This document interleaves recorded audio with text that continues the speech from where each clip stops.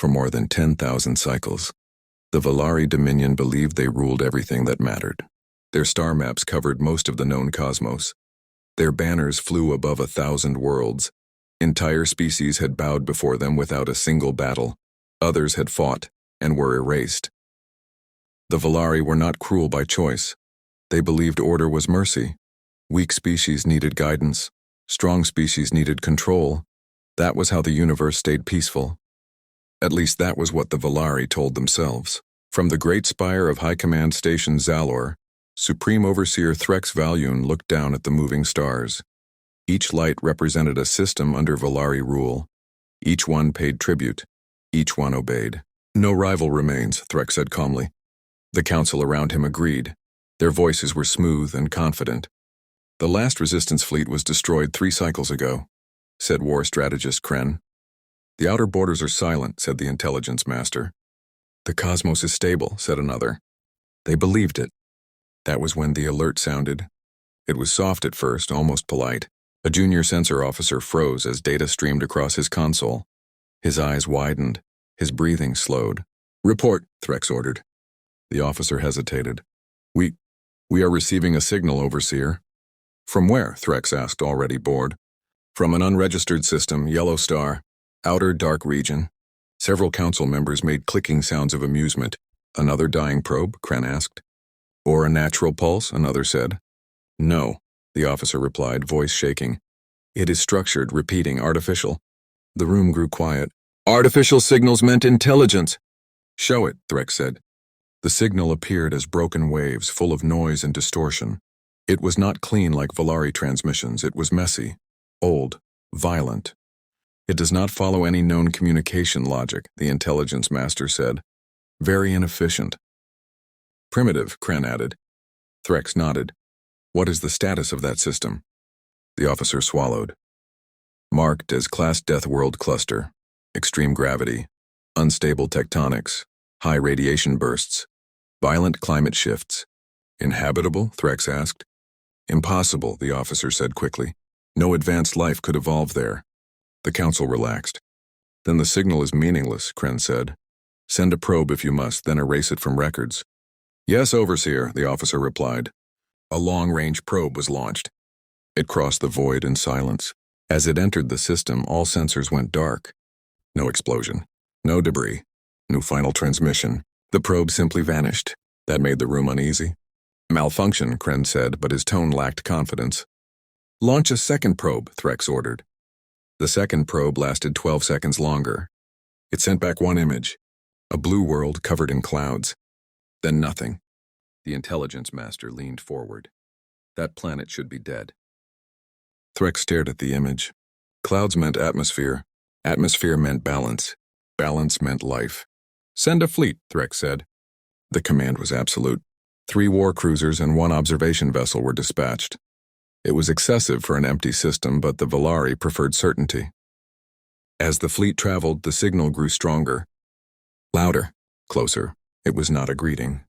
It was not a plea. It was noise, music, words layered over chaos. This species does not understand proper contact protocols, Kren said. Or they do not care, Threx replied.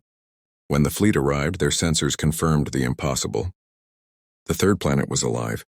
Oceans covered most of its surface. Storm systems wrapped around it like scars. Massive land plates shifted constantly. Volcanoes burned across continents. And life still survives? One officer whispered. Not survives, the intelligence master corrected slowly. Thrives. They detected cities, power grids, space traffic. Primitive but numerous. The fleet moved into orbit.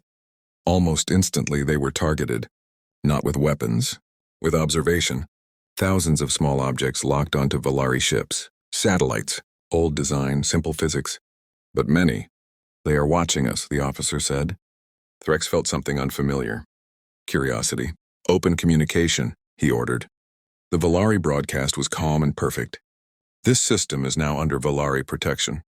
Identify your ruling authority and prepare for compliance. There was a pause. Then a response. A single figure appeared on the screen, soft-skinned, forward-facing eyes, no natural armor, no visible weapons. Weak. The being spoke slowly. This is Earth. The translator worked hard. We are human. Threx expected fear. He heard none. You have entered our space, the human continued. State your intent. The council exchanged glances. They dare question us, Kren said. Threx leaned forward. You exist by accident, he said. Kneel and you will be preserved. The human looked into the camera and smiled. We don't kneel, the human said. But we are willing to talk. The transmission ended. Silence filled the chamber. Kren laughed.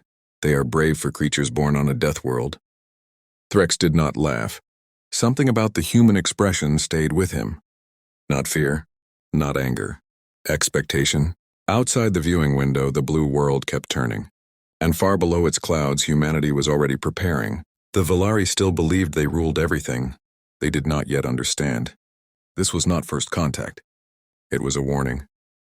The Valari fleet remained in orbit above Earth, unmoving and silent.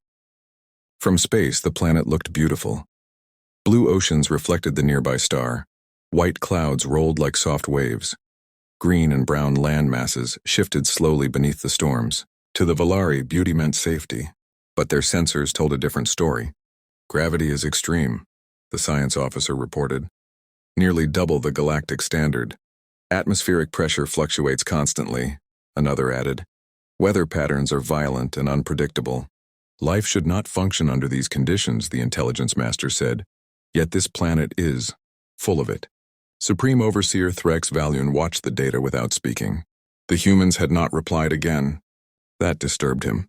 Most species begged after first contact. Some threatened, many panicked. Humans did none of those things. Instead, the Valari detected increased movement across the planet. Launch sites activated, factories accelerated, energy output spiked worldwide. They are mobilizing, war strategist Kren said. Primitive reaction, fear response. Threx did not answer.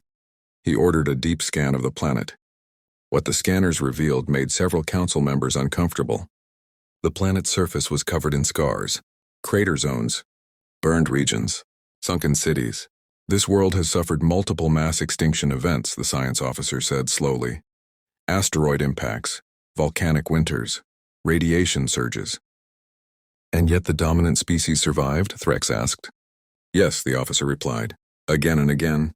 The intelligence master shifted uneasily. This species did not evolve on a gentle world, he said. They evolved under constant threat. Threx felt a strange tightening in his chest. On Earth, deep beneath reinforced structures, human leaders gathered. They did not panic. They had trained for this moment for generations. Admiral Sarah Cole stood before a massive screen showing the Valari fleet. They're big, someone said. They always are, Sarah replied calmly. She studied the alien ships, smooth design, energy-heavy weapons, predictable formations. They think we're weak, she said. That's good. Around the world, similar rooms were active. Human pilots entered cockpits. Engineers armed old but reliable weapons. Soldiers prepared not for glory but survival. Back in orbit, the Valari sent another message. This is your final opportunity, Threx announced. Submit and your species will be protected. The human reply came quickly. We don't need protection, the human said. We need you to leave. Kren laughed openly. Arrogance. Threx raised a limb. Prepare a warning display. One Valari cruiser fired a focused beam into Earth's upper atmosphere. It lit the sky like a second sun. The shockwave rolled across the planet but caused no real damage. To show restraint, Kren said proudly. From space, the Valari watched for fear. Instead, Earth answered. Thousands of small human ships rose from the surface. They were nothing like Valari vessels. They were angular, uneven, scarred. Many showed signs of repair over repair. They are sending their entire fleet, Kren said. How desperate. The human ships did not form clean lines. They spread out. They moved randomly. No central command pattern, the intelligence master said. Chaotic. Threx frowned. The Valari fleet locked weapons. Hold fire, Threx ordered. Observe. The first human ships reached firing range. They did not fire energy beams. They launched metal. Solid objects accelerated at extreme speed. Kinetic weapons. Outdated, crude. The first impact shattered a Valari escort ship's shield. The second tore straight through its hull. Alarms screamed. What just happened? Kren shouted. Shields were not calibrated for physical mass at that velocity. An officer replied in panic. More projectiles struck. Human missiles detonated close, not to destroy but to confuse sensors. Human ships rammed Valari drones on purpose, exploding with them. They are sacrificing themselves, Kren said in disbelief. They call it ramming, the intelligence master whispered. A last resort tactic. No, Threx said slowly.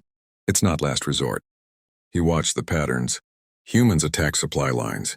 They targeted engines, not weapons. They ignored command ships. They're hunting, Threx realized, like predators. Valari discipline began to crack. Orders overlapped. Formations broke. Shields failed one by one. Then the humans did something no Valari expected. They boarded. Small pods slammed into Valari hulls. Explosive charges burned through armor. Human soldiers poured inside. They're insane, Kren shouted. Threx watched live feeds. Humans fought in close spaces without fear. Even wounded, they advanced. Even burning, they attacked. They shouted to each other, not in panic, but in encouragement. One Valari officer transmitted his final report. They don't stop, he said, voice shaking. Pain doesn't slow them. The feed cut. Threx felt something he had never felt before. Doubt. The Valari had ruled the cosmos by strength. But these humans, they were shaped by suffering, and suffering had made them dangerous. As explosions lit the darkness around Earth, Threx understood too late. This was not a weak species defending a fragile world. This was a death world fighting back, and it had been preparing its whole history for this moment. The battle above Earth did not slow. It became worse. Valari ships burned across the dark sky, their smooth hulls torn open by human weapons that ignored elegance and focused only on force. The Valari had faced many enemies before, but none like this. These humans did not fight to win quickly. They fought to end the threat forever. Supreme Overseer Threx Valen stood silent as reports flooded the command deck. Shield failure on Cruiser 7. Engine breach on forward carrier. Multiple boarders inside observation vessel. Each report struck like a blade. Deploy suppression gas, War Strategist Kren ordered. Clear the corridors. The gas was released. It failed. Human soldiers advanced through it, coughing, eyes burning, yet still moving forward. They are ignoring biological limits, an officer whispered. No, the intelligence master corrected. Their limits are different. On one Valari cruiser, internal cameras showed a human soldier dragging a wounded companion behind cover. The human's armor was cracked. Blood floated in the low gravity. The human looked up at the camera and waved. Then he threw an explosive charge. The feed ended. Kren slammed his claws against the command table. This is madness. They are killing themselves. They are choosing the terms of death, Threx replied quietly.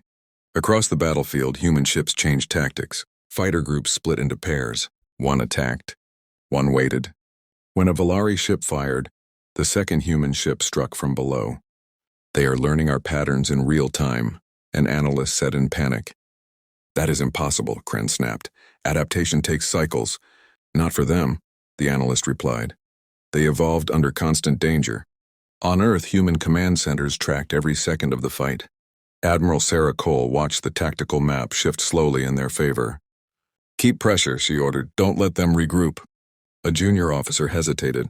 Casualties are high. Sarah nodded once. They always are. She remembered Earth's history. Wars over land. Wars over belief. Wars for survival. Humanity had never been safe. That was their strength. Back in orbit, Threx ordered a retreat signal. Pull back to safe distance, he commanded. Only half the fleet responded. The rest were gone. Destroyed, disabled, boarded. One Valari ship managed to jump to long range. Human missiles followed. They tracked the jump signature, an officer cried. Threx stared at the data. No species had ever done that. Overseer, the intelligence master said slowly. They were ready for this. Threx turned to him. Explain. Their technology is uneven, the intelligence master said. But their thinking is refined. They expect attack. They plan for loss. They prepare for worst-case survival. Kren's voice shook. They are still primitive. Yes, the intelligence master replied. But primitive does not mean harmless. Suddenly a new alert appeared. Human vessels were no longer attacking randomly. They were forming a shape. A loose ring around the remaining Valari ships. They are trapping us, Kren said. Threx realized the truth. They are showing restraint, he said. The humans could have destroyed them completely. They did not. A transmission came through. It was the same human as before. "Calm, steady. This is your chance to leave," the human said. "You will not get another." Kren hissed in rage. "They threaten us?" Threx studied the human's eyes. They were tired. Not angry. Tired. How many wars have they fought? Threx wondered aloud. "Too many," the intelligence master answered. Threx opened a private channel. "This is Overseer Threx Valyun," he said. "Why do you fight this way?" The human paused, then answered honestly. "Because if we don't," the human said, "we die." Silence followed. Threx felt something crack inside him. The Valari fought for control, for order, for dominance. Humans fought because they had no other choice. The human continued. "Our world tries to kill us every day. Storms, quakes, disease, each other." The human leaned closer to the camera. "You're just another problem." The channel closed. Kren shouted, "We cannot retreat in shame." Threx turned to him slowly. "This is not shame," Threx said. "This is survival." He ordered full withdrawal. The remaining Valari ships fled. Human ships did not pursue beyond the system edge. They stopped. They watched. From Earth, human commanders observed the retreat. "They're leaving," someone said. Sarah Cole exhaled slowly. "This isn't over," she said. "They'll tell others." She looked at the stars. "And others will come." Back aboard the Valari command vessel, Threx sat alone. For the first time in his long life, he did not feel like a ruler. He felt like a witness. The galaxy had changed. A death world had spoken, and its message was clear. Fear no longer belonged to the weak. The Valari fleet limped back through known space. Their ships were damaged. Their pride was shattered. For the first time in recorded history, the Valari Dominion returned from a campaign without victory. Supreme Overseer Threx Valyun ordered all battle data locked under highest authority. But secrets never stayed hidden for long. Fragments leaked. Images of burning Valari ships, recordings of humans boarding in silence, sensor data showing a death world that should not exist. Across the galaxy, ancient empires watched in disbelief. On the crystalline world of Thalos, the Lyran Council replayed the footage again and again. "They fight without formation," one counselor said. "They use obsolete weapons," another added. "Then why did the Valari lose?" the High Speaker asked. No one answered. On the ocean planet Mirel, the scholars of the Deep Mind studied Earth's data. "This species evolved under extreme pressure," a scholar said. "Predation, climate chaos, internal conflict. Such species usually destroy themselves," another replied. "But these did not," the first said quietly. The name spread quickly. Deathworlders, a term once used to describe extinct races. Now it described humans. Meanwhile, Threx stood before the Valari High Council. The chamber was silent. "You failed," one elder said coldly. "I survived," Threx replied. Murmurs filled the hall. Threx activated the display. Earth appeared. Blue, violent, alive. "This world forged something new," Threx said. "Not through peace but through endurance." Kren stepped forward. "They are still limited. Their ships are inefficient, their technology uneven." "Yes," Threx agreed. "And yet they adapted faster than any species we've encountered." An elder leaned forward. "What do you propose?" Threx hesitated. "Observation," he said, "not conquest." The elders reacted with anger. "The Valari do not observe," one snapped. "We rule." Threx met their gaze. "For now," he said. Elsewhere, human news channels played edited footage of the battle. Civilians watched explosions in the sky. Some cheered. Some cried. Most felt fear. Human leaders addressed their people. "We are not invincible," Sarah Cole said in a global broadcast, "but we are not helpless." She paused. "This galaxy is not empty," she continued, "and some will fear us, others will test us." She looked directly into the camera. "We must be ready for both." Beyond Valari space, smaller empires faced a choice. Attack humans before they grow stronger, or talk. The Kesh Collective chose attack. Their logic was simple. Deathworlders were dangerous. Dangerous things must be removed early. A Kesh strike fleet moved toward human-controlled space. They did not announce themselves. They did not warn. They fired on a human mining colony on the edge of the system. The colony burned. Messages reached Earth within minutes. Sarah Cole closed her eyes. "They've made their choice," she said. Human response was different this time. No chaos, no desperation, only planning. Human fleets did not rush blindly. They moved quietly through hidden routes. They studied Kesh supply lines. They waited. The Kesh expected retaliation. They did not expect silence. Weeks passed. Then Kesh convoys began to disappear, one by one. No debris. No signals. Just absence. Fear spread through the Kesh collective. "Deathworlders are hunting us," a Kesh commander whispered. They were right. Human ships struck deep behind enemy lines. They destroyed fuel depots, communication relays, navigation beacons. Human soldiers boarded Kesh ships and disabled them, then left survivors. The message was clear. "We can end you," it said. "But we choose not to." The Kesh surrendered. Across the galaxy, the news exploded. Humans had defeated a second empire, and they had shown mercy.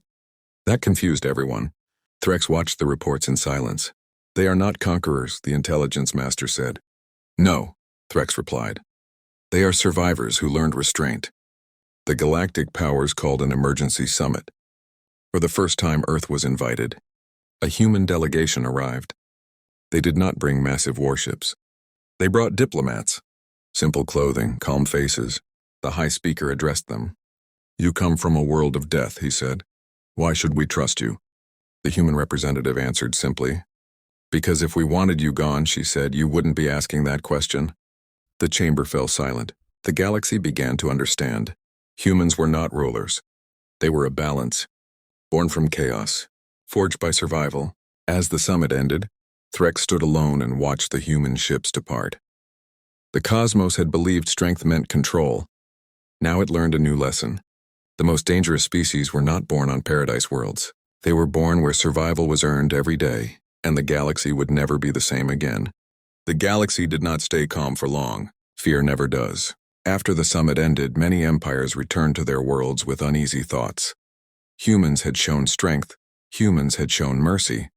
To some, that made them trustworthy. To others, it made them terrifying. Among those others was the Arax Dominion. The Arax were old, older than the Valari. They ruled through fear, not order.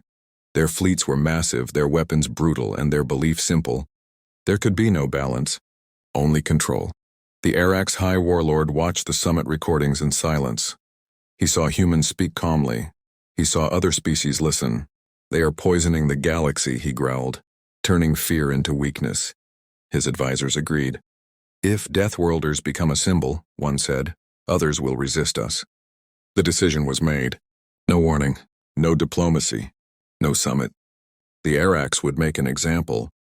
Their target was not Earth. It was a human colony world named Haven. Haven was young, still growing, lightly defended, chosen on purpose. The Arax fleet arrived without announcement. Orbital stations were destroyed in seconds. Cities burned. On Earth, the alert reached human command too late.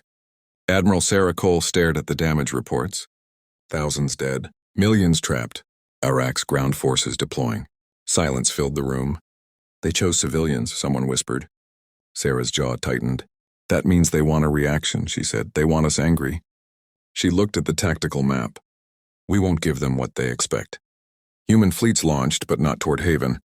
They moved in the opposite direction, deep into Arax-controlled space. The galaxy watched in confusion. "They're abandoning their people," some said. Threx Valion watched closely. "No," he said quietly, "they're doing something worse."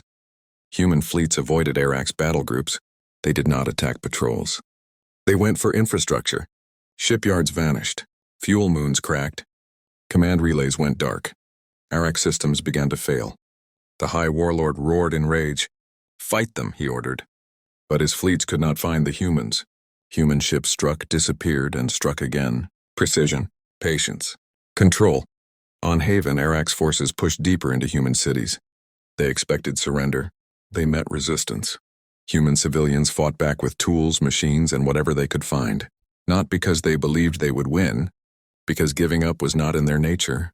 An Arax commander sent a message to Earth. "Withdraw," he demanded, "or this world dies." Sarah Cole answered personally. "You've already crossed that line," she said. The Arax commander laughed. "You think your raids scare us?" Sarah's voice stayed calm. "They're not meant to scare you," she said.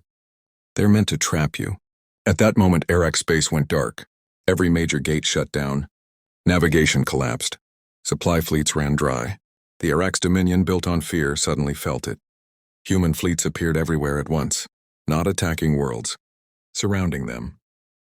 The galaxy held its breath. The Eric's High Warlord finally understood. "They are not fighting for territory," he hissed. "They are breaking us." A human transmission echoed across Arak space. "This ends now," the human speaker said. "Leave Haven, withdraw all forces." "And if we refuse?" the warlord asked. There was a pause. "Then your empire stops functioning," the human replied. The Araks tested them. They executed prisoners on Haven. The human response was immediate. Arak's capital shipyards were destroyed within minutes. Not damaged, destroyed. The warlord stared at the burning image of his empire's heart. "Stop," he whispered. Arak's forces withdrew from Haven. Human fleets did not chase them. They held position, waiting. Human medical ships arrived at Haven first. Not warships. Doctors, engineers, aid. Across the galaxy, that image spread faster than any battle footage. Deathworlders saving lives. Threx Valun felt something settle inside him. "This," he said, "is the test." At the emergency council, the Arak's envoy spoke with a trembling voice. "We request ceasefire," he said. The chamber was silent. The human representative stood. "We accept," she said. Gasps echoed. "You will withdraw," she continued. "You will rebuild what you destroyed, and you will never target civilians again." "And if we refuse?" the Arak's envoy asked weakly. The human met his eyes. "Then we come back," she said simply. The Araks agreed, not because they feared human weapons, but because they understood human will. As the council ended, the galaxy finally saw the truth. Humans did not seek rule. They enforced limits. They did not spread fear. They contained it. On Earth, Sarah Cole watched the stars in silence. "This isn't over," she said softly. Behind her, a junior officer nodded. "No," he agreed, "but now they know who we are." Far away, on worlds once ruled by fear, a new idea began to grow. The strongest force in the galaxy was not domination. It was the species that knew when to stop, and when not to. The galaxy did not celebrate after the Araks withdrew. It stayed quiet. Too quiet. Empires that once ruled through fear now watched their borders with caution. Fleets stayed closer to home. Old threats paused and listened. Because the humans had done something no species had ever done before. They had won, and then they had stopped. On Earth, cities repaired their scars. Haven rebuilt with help from across human space. No statues were raised. No victory parades were held. Humans mourned their dead. Then they went back to work. Admiral Sarah Cole stood alone in an observation hall looking at Earth below. Blue, fragile, still dangerous. "This world made us," she said quietly. Behind her, a diplomat nodded. And now it made history. The final Galactic Summit was called soon after. Attendance was mandatory. Not by force, by fear of being absent. Supreme Overseer Threx Valun arrived aboard a single ship. No escort, no weapons charged. That alone shocked the council. The chamber filled with beings of every shape and origin. Worlds of peace, worlds of war. Worlds that had never seen battle. And at the center stood the human delegation. They did not sit on a throne. They stood. The High Speaker began. "For ages, the galaxy believed strength meant control," he said. "That belief has failed. All eyes turned to the humans. You come from a death world," the speaker continued. "Yet you do not conquer, you do not demand tribute." He paused. "What do you want?" The human representative stepped forward. "We want what everyone wants," she said, "to live, to grow, and to not be threatened." Murmurs spread. "And if someone threatens you?" a warlord asked. The human answered calmly. "Then we respond," she said. "Enough to stop it." Threx listened carefully. "Humans," he said, rising slowly. "Why did you not destroy the Araks when you had the chance?" The room went silent. The human looked at him. "Because destruction is easy," she said, "stopping is hard." She took a breath. "Our history is full of ashes. We learned the cost." Images appeared on the display. Ruined cities, old wars, nuclear shadows. "This," she said, "is what happens when survival forgets compassion." The galaxy saw it, and understood. The High Speaker spoke again. "Then what role do you claim?" The human shook her head. "We claim no throne," she said, "no empire." She looked around the chamber. "But death worlds like ours exist, and more will rise." She gestured to the stars. "When they do, they will need time, protection, space to grow." The chamber stirred. "You propose guardianship?" someone asked. No, the human replied. Partnership. The words echoed. After the summit, treaties were signed. Not of submission. Of limits. No attacks on civilian worlds. No extermination wars. No conquest of developing species. Those who broke these laws would face a response. Not from one empire, but from many, with humans at the center. The galaxy called it the Balance Accord. Some called it weakness. Others called it hope. Threx returned to Valari space a changed being. The elders resisted. We ruled for millennia, one said bitterly. And nearly fell, Threx replied. He ordered Valari fleets repositioned, not for invasion but defense. For the first time, Valari children studied human history. They learned a new lesson. Survival without wisdom leads to extinction. On Earth, humanity watched the stars with open eyes. They expanded slowly, carefully. They built alliances, not chains. Human ships became symbols, not of fear, but of final warning. On a distant border world, pirates once ruled freely. They ignored the accord. They laughed at it. Then a single human ship appeared. No weapons fired, just a message. Leave, it said. They did. No one ever heard from them again. Across the galaxy, old rulers whispered a new truth. Do not wake the Deathworlders, not because they are cruel, but because they remember pain. Years passed. New species rose, some gentle, some dangerous. Humans helped them survive their own harsh worlds. They taught resilience. They taught restraint. And sometimes they taught fear only when needed. On Earth, Saracol retired quietly. When asked what humanity had become, she answered simply, We're still human, she said. We just stopped pretending the universe was kind. High above the stars, Threx Valoon looked out at the cosmos one last time. Once he believed the Valari ruled everything. Now he knew better. The cosmos was not ruled. It was endured. And the ones best at enduring were born on worlds that tried to kill them. The galaxy would remember this age by one name. Not the age of humans, not the age of war, but the moment everything changed. The day Deathworlders made first contact.